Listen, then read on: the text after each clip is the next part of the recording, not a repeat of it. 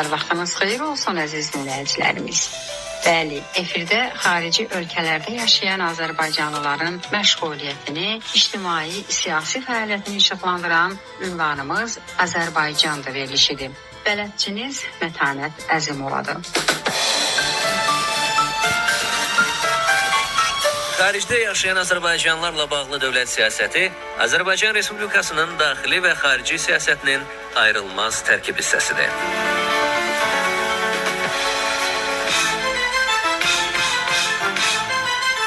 Ali təhsil aldığımız illərdə Azərbaycan ədəbiyyatı ilə yanaşı dünya ölkələrinin də ədəbiyyatı tədris olunurdu. Təhsil sistemimizdə xüsusi yer alan bu dərs saatlarında tanış olduğumuz ədəbi əsərlərin müəllifləri əlbəttə ki, xarici millətlərin nümayəndələri idi. Bu gün isə dünya ölkələrində yazılan bir çox ədəbi əsərlərin müəllifləri elə öz azərbaycanlılarımızdır.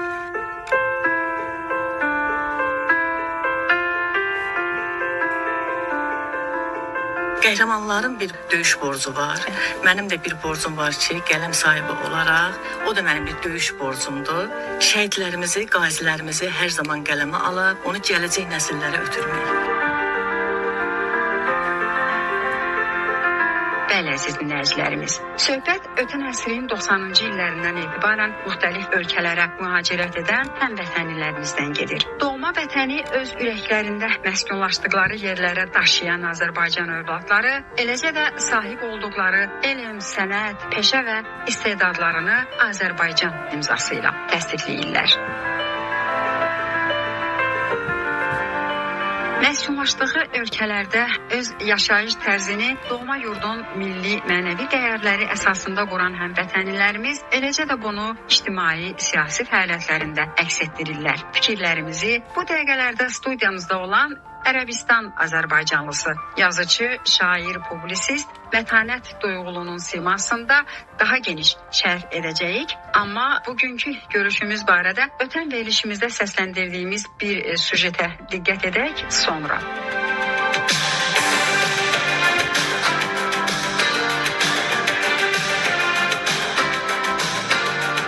Dinləyicilərimiz dünyanın hansı nöqtəsində yaşamasına baxmayaraq kim harda vətən adına nə kimi işlər həyata keçirir? Birbaşa xaricdəki azərbaycanlılara ünvanlanan sualımızın bir cavabını da Ərəbistanda yaşayıb yaradan şairə Mətanət Duyğulunun simasında həmvətənlimiz Vahid Orocov diqqətə yetirəcək.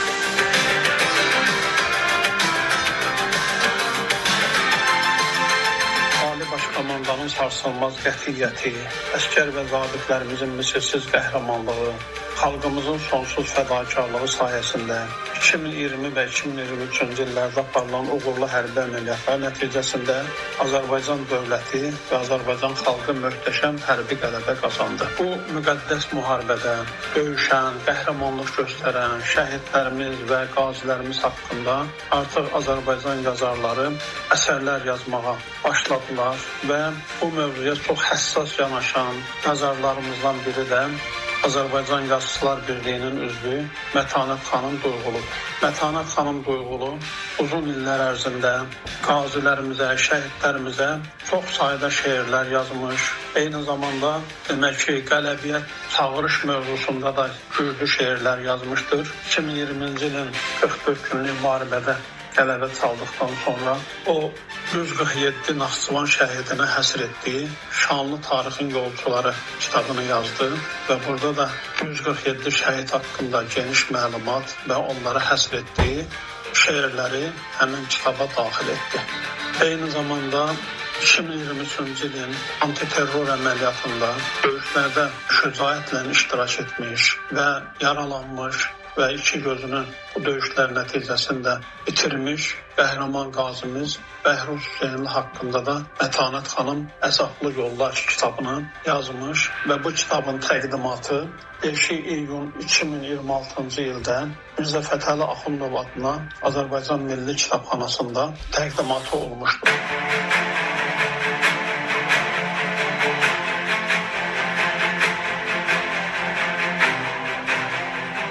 Əziz dinləyicilərimiz, xaricdə yaşayan azərbaycanlı kimi Mətanət Duyğulu öz məntiqli, mənalı və əhəmiyyətli ədəbi, bədii yaradıcılığı ilə həmişə diqqətimizdədir. Çünki onun yaradıcılığının əsas məzmunu doğma Azərbaycanın müdrik həyat fəlsəfəsindən qaynaqlanır. Və bu da ixtiyarsız olaraq mənəvi dünyamızın təbliğində mühüm rol oynayır. Məsələ buna görə də mətanət duyğulu ilə vətən hesabatlı söhbətimizi növbəti görüşlərimizdə bir daha davam etdirəcəyik.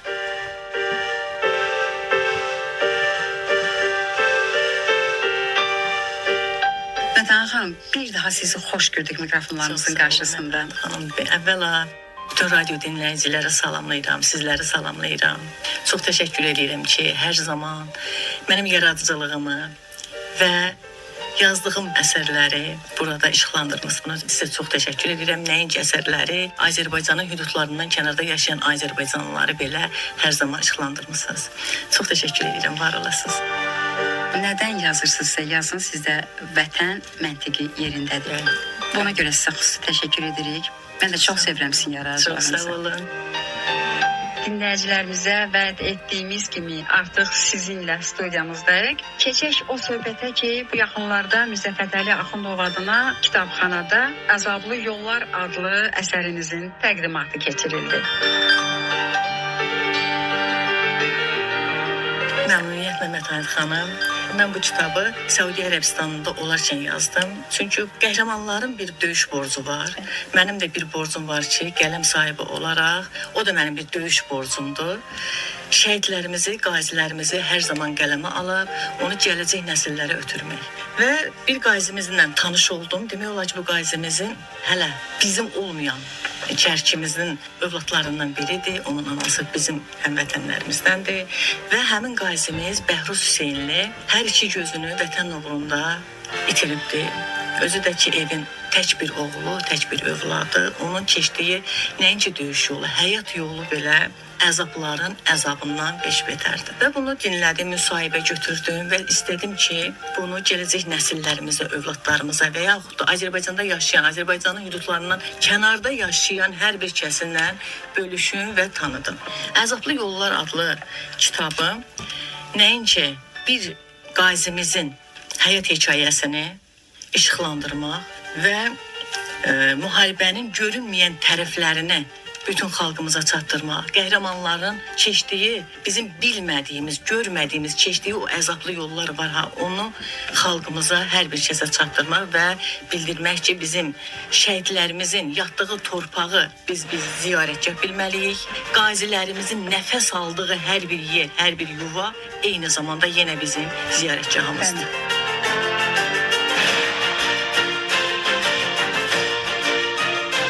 Mətənət xanım, yeri gəlmişkən qeyd edim ki, elə Əzablı Yollar adlı əsərinizin qəhrəmanı Bəhruz Hüseynli də sizin qazilərimizə olan diqqət və qayğınızı yüksək qiymətləndirir. Bunu onunla olan müsahibəmizə əsasən vurğuluyuruq. Bəli, dinləyək həmin müsahibəni.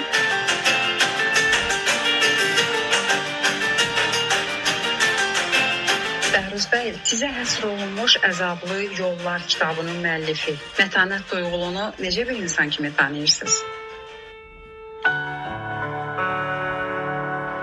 Mətənət xanımı həqiqətən də duyğulu, qayğılı, insanı can yandıran bir kimi tanıyıram mən.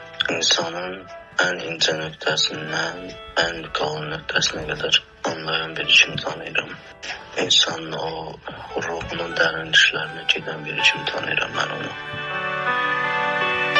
Kitab yazılana qədər bu insanla bir tanışlığınız var idi mi? Yəni tanıyırdınız mı həyatda? Mətənət xanım Naxçıvan Muxtar Respublikası Sədər Əşrəyin Kərki kəndindəndir və mənim ana vətənim də oradır. Həmin bir, necə deyirlər, bir kəndin sakini kimi, bir kəndin havasını olmuş, suyunu içmiş bir kimi tanıyırdım. Amma indi həqiqətən də yazıcı, publisist bir Mətənət xanımı tanıyıram.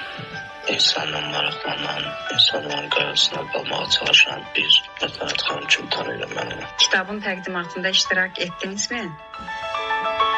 Bəli, kitabın təqdimatında iştirak etdim.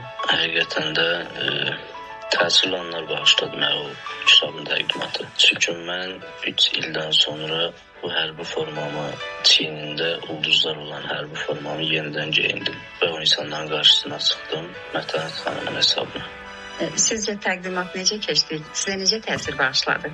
Burada da təsirli anlar oldu. Fidan xanım Hacıyeva mənim həyatımı burada qısa olaraq insanlara izah elədi, amma elə ta ki doğulandan bugünkü günə qədər olan həyatımı izah elədi.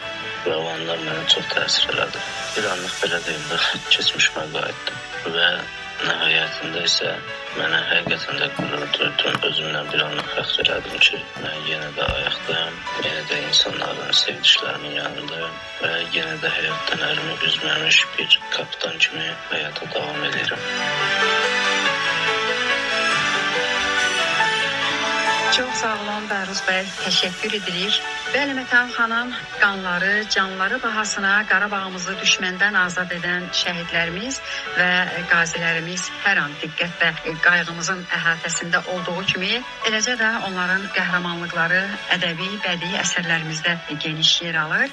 Həmin mövzulara müraciət edən yazarlarımızdan biri də sizsiniz. Mətanət xanım, yəni bax bu ki gözünü torpaqlarımızın azadlığı uğrunda itirən bu Azərbaycanlımız Azərbaycan həqiqətlərinin canlı səhnəsidir. Siz onu işıqlandırmısınız, eyni zamanda siz yəni xarici yaşayan Azərbaycanlısınız. Elə yəni ehtiyac yoxdur ki, siz nədənsə danışasınız. Elə sadəcə Bəhruzun simasında siz Azərbaycan həqiqətlərini canlı-canlı təbliğ etmiş olursunuz. Onu yaşadığınız ölkənin hansı auditoriyasında bölüşə bilmirsiniz? Yəni Kitab yeni işıq üzü gördüyü üçün ki, hələ ki yox. İlk dəfə burada işıq özü gördüyü üçün burada təqdimatını keçirtdim. Kitab sevilə-sevilə hər kəs tərəfindən qəbul edildi, oxundu. Bundan əlavə mənim Şanlı Tarixin Yolçuları adında şəhidlərimiz haqqında da kitablarım çıxmışdı və istəyirəm ki, gələcəkdə də bu yolu davam elətdirim. Nəinki şəhidlərimiz, qazilərimiz haqqında da çox yazıb, onları da tanıtmaq lazımdır. Çünki bax Bəhruzun simasında elə qazilərimiz var ki, baxıram ki, tanınmır. Çünki Bəhruz elə bir oğuldu ki, İnanırsınız ki, özünü tanıtmaq üçün heç bir şey eləmir. çoxları elədir uşaqlarımız. Heç sağ olsun. İnanırsınız ki, yox Mətanət xanım, yox lazım deyil, kitabı yazmışam, baxıram ki, o tanıtmağa heç bir cəhdi də yoxdur. Təmənnasız. Çünki o həmişə deyir ki, mən gözümü təmənnasız vermişəm bu torpaqlara, bu yurda.